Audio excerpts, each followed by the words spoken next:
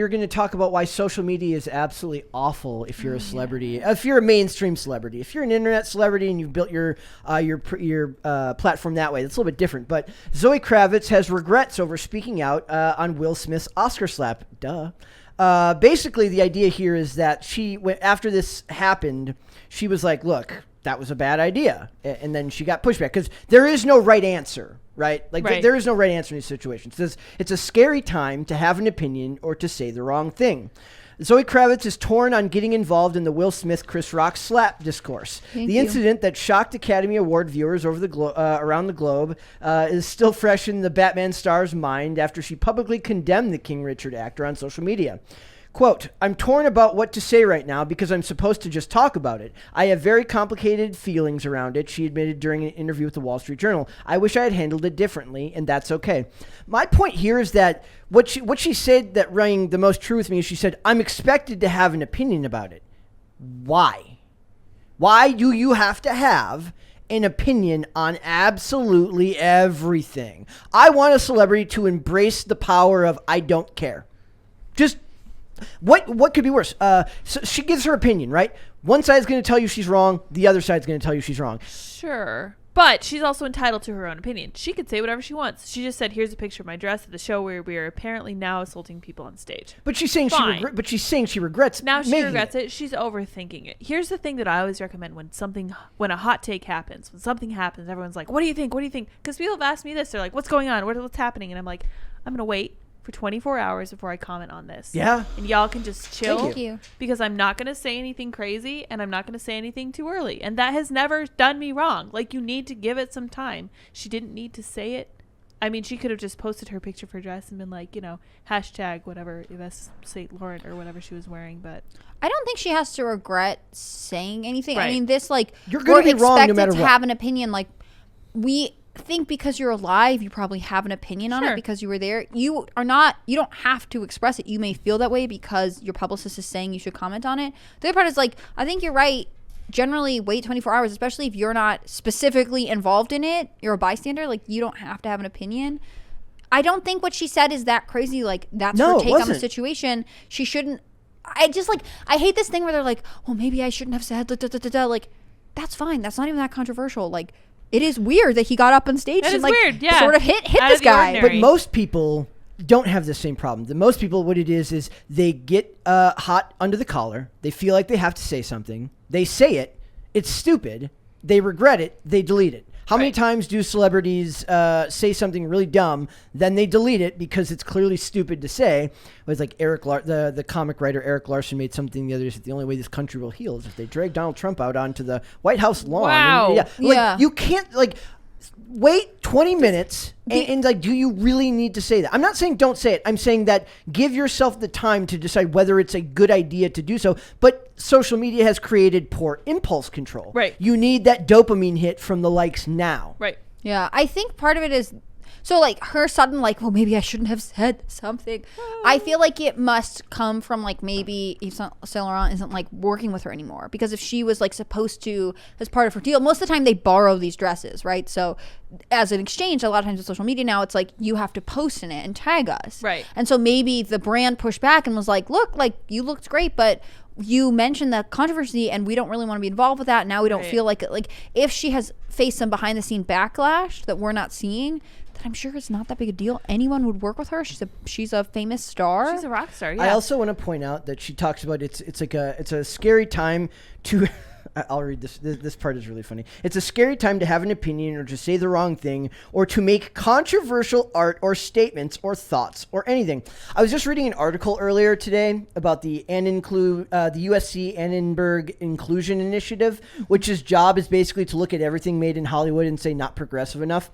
And the idea here that she is somehow sharing something controversial is borderline laughable because she's going to parrot. She is the feminist, the modern day, the fourth wave feminist that every Hollywood celebrity is supposed to be. Mm-hmm. So it always rings. It's like when we talk about they never realize that they're part of the machine, that they're not the resistance, that they're absolutely the norm. And they don't realize it. So if her idea of a controversial opinion is no, Will Smith shouldn't have slapped the crap out of Chris Rock, Like, I don't think they know, they've lost the plot on what controversial is, Yeah. but their desire to be heard is so strong that everything feels controversial to them because they expect everyone to agree with them all the time. Yeah, I think that you're totally right. That's why the slap felt like such a big deal, because there wasn't a clear party line, whereas they are used to saying like, Yeah. we're brave and bold, we're making a controversial statement Yeah. that we all agree with, right? We're all good here. She's like, there is no stunning or brave in this situation. was What am like- I supposed to do? Yeah, exactly. I mean, it was truly a moment where like no one's PR agent had a calculator for this, so no one was prepared on how to respond. Which I like. Whereas like when she's I think saying, that's cool, yeah. when she talks about like controversial art, like I don't think she's talking about the kind of art that most people would put out that we would think is controversial, because they all come from one ideology. So Yeah. it's like, oh, it's controversial, but it's a pro-abortion piece. Yeah. And you're like, is that controversial? Because that's like a majority opinion that's legalized in most states. The article that I thought about making it a topic, but it gets to be in the weeds about the USC Annenberg Inclusion Initiative. They hire a bunch of Hollywood celebrities like to talk about how we're going to include conversations about abortion, and it was like 9 celebrities, and I looked up, everyone's like Kerry Washington, every single one of them Has the same stance more on in it. the yes, there was All not a the same single stance. Of there was not a course all the same single stance. dissenting opinion. I was like looking from like, there's like, is Gina Carano in there somewhere? No, there's not. there's also no men. Candace because Cameron no Bure, uterus- she's yeah, like yeah. an open Christian. I assume she's pro-abortion. I mean Yeah. anti-abortion. I'm mixing all of vernacular up. It also says it's mostly scary because art is about conversation. That should, in my opinion, always be the point. The internet is the opposite of conversation. I agree with her on that. The internet is people putting things out there and not taking anything in. I agree with everything about that last statement, but I don't believe that any of the art that these celebrities are creating is actually supposed to be about conversation. It's supposed to be about confirmation. You're supposed to affirm what they're already telling you. Exactly. Yeah. I feel in some ways I want to have empathy for her, because your life is so consumed by the public's opinion for you. I can only imagine how you're wired to respond to that. Like, for me, it's easy to say, and I don't feel this way all the time, but like, if something is my opinion, it probably doesn't change that dramatically. I might become more informed over time, but in this case, like, her opinion is malleable because everything about her is malleable to fit the audience. Right. Says Kravitz revealed that the experience has helped her learn a valuable lesson. I was reminded that I am an artist, she continued. Oh. Being an artist is, I know, saying that with like I'm an artist. Yeah. I feel like your voice becomes British just saying that phrase. Being an artist is not about everyone loving you or everyone thinking you're hot. Well, she is hot, so that's Okay, fair. all right. It's about Opinion. expressing something that will hopefully spark a conversation or inspire people or make them feel seen. Make them feel something, maybe. I don't know what Yeah, they mean you're by a that. saint. Seems like extreme narcissism. Like, Yeah. my art makes you feel seen. Go F yourself, lady. Seriously. And the other reason I want to point this out is because there was an article from a couple days ago in which Tom Holland basically said, like, look, I can't do it anymore. Like, social media. He's been off social media, and then he came back for like a little bit and said, look, I'm going off social media because it's freaking awful for you. Is this Bad for permanent, you. or is this I am temporarily stepping away? He's like, he deleted the app. He's like temporarily stepping away. So he says, I have taken a break from social media for my mental health because I find Instagram and Twitter to be overstimulating, to be overwhelming. I get caught up and I spiral when I read things about me online. That's and fair. ultimately it's very detrimental to my mental state. So I decided to take a step back and delete the app. That is the smartest thing you could do. Guys, I had an idea the other day. So I was thinking about this myself because I have a few haters on Instagram, and I'm like, how am I supposed to deal with this? How exactly are you supposed to respond to someone who's just freaking rude to you with no basis in reality? What are you supposed to do? I was thinking there should be like a course on this. There should be somebody who speaks about this, because there has to be a really good way to handle this kind of thing. And it needs to be like condensed so that people can follow along with it and then take those wise points and apply them to their social What's worked media. for you? Like, what So, do you think your strategy is? Because you've been a typically- public figure for like a bit now. People are usually really nice to me online. I've got 1 or 2 on Instagram. For some reason, they just get mad at me. And I'm like, I don't understand what your deal is. Usually what I just do is remind myself that I don't know them. They don't know me. I know the truth about myself. And anything they're saying about me is based on probably something they're projecting at me, which I've really concluded is typically the case. And that's worked pretty well. But they're like very specific. And I'm like, why are you just picking at this one thing? This doesn't really make sense to me. So I need like an evolving strategy to handle this. I feel like everybody does. I think it should be a course. The other thing is the mainstream celebrities don't need it. they have the machine to push them, the Hollywood machine. An internet celebrity, a YouTube star, somebody who comes through Twitch or something like that, their connection directly with the audience plays a huge role in paving the way for their platform to grow.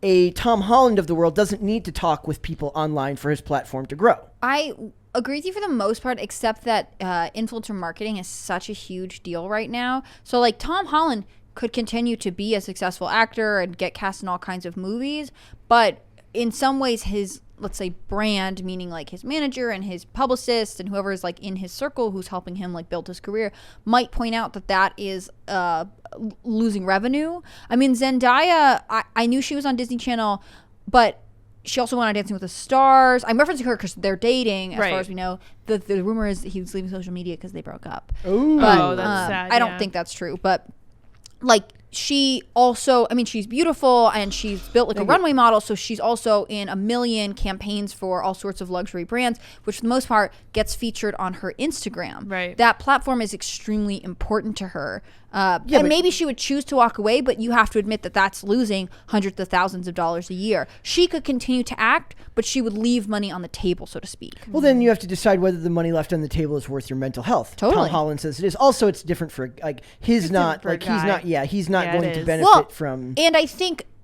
celebrities, like there are some celebrities who don't have access to their Instagram account. Well, that's what I'm saying. He could do that. Right. Choose so like, not to read it. He could still be posting whatever brand deal endorsements and just not be managing it himself. I think that's especially young actors are probably people who get famous not really knowing that they're like Zoe Kravitz is Lenny Kravitz's daughter, yes. right? Yeah. So probably she was more strategically moved into acting. Yep.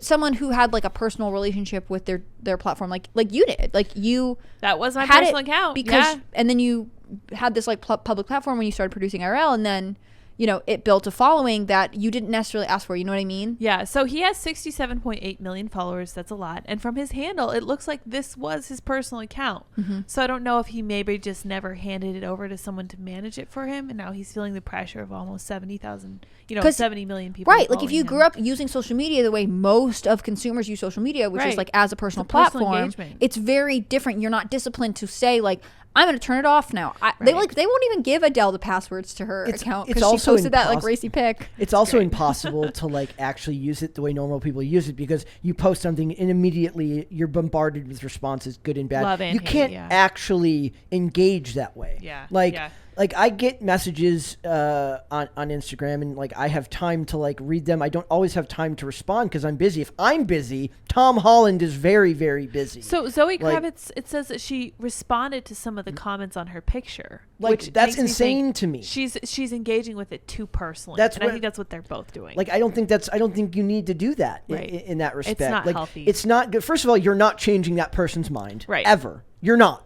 Maybe we should just make like celebrities like Yelp review pages. Yeah. You know how like people leave negative Yelp reviews and the business will respond like, so sorry to hear that. Like we will help. Thank you. We'll help you next time. Like maybe they need to learn to use like Yelp. Like if you have a problem with Zoe Kravitz's comments, please put them on her Yelp page so she can address them in a professional manner. Yeah. And it is like we're just social media evolved so quickly and became so wrapped in celebrity that Hollywood was busy trying to find ways to monetize it. Yeah. It built its own economy through YouTube, Twitch, and things like that. So there's all these things trying to work together, and it seems like a problem for just trying to figure it out while also trying to live as a regular person. I was like, this is a big problem. Like in like Star Wars, a lot of the creators are just not able to shut up talking about politics. Yeah. They can't. Yeah. And that's, to me, I say that's fine, but have a private account for your friends and family. Right, have a burner. Have your own account. Yeah. And like leave your, if you're that type of celebrity, leave your professional account where people actually consume your work to be more diplomatic. I'm not saying they have to do that. I'm saying for the benefit of your mental health, if you want to go on some rant about Roe v. Wade or Donald Trump, and you need to get those clicks and likes, just add the people who you know like you as a person and know you outside of work, so that you can rant on social media. You can still have your dopamine hit, right, and not have to worry about turning 90% of the or 50% of the country against you because you don't know how to have some self-control. Maybe I'm biased here because I am very, very, very guarded with what I share. Me too. Yeah, I do not smart. post, like I write hot takes out all the time and then do not post them because They're not quite hot enough to hit post. I don't need to. Like the other day with the thing about like the Minneapolis school teachers and the race-based policy stuff. I was going to tweet it out I was going to post it on my Instagram story. I'm like, I don't care. Nobody's going to read it. The people who agree with me already agree with me. The people who think that this is a good idea are stupid. I don't need to fight with them. I have too much to do in my life. And if I have too much to do in my life, these people certainly do. Yeah, that's fair. So. Yeah, I think that's fair analysis. Yeah, I think that they are told in some ways that like they are. I think activism and like left-wing ideology are linked so intensely in people's minds that it's not enough to just hold the opinions to yourself, which I think a lot. Like I don't like to generalize, but like conservative or libertarian-leaning people tend to see like, well, if this is the way I like the things I believe and I live it out in my own life, like that's enough. Whereas I think.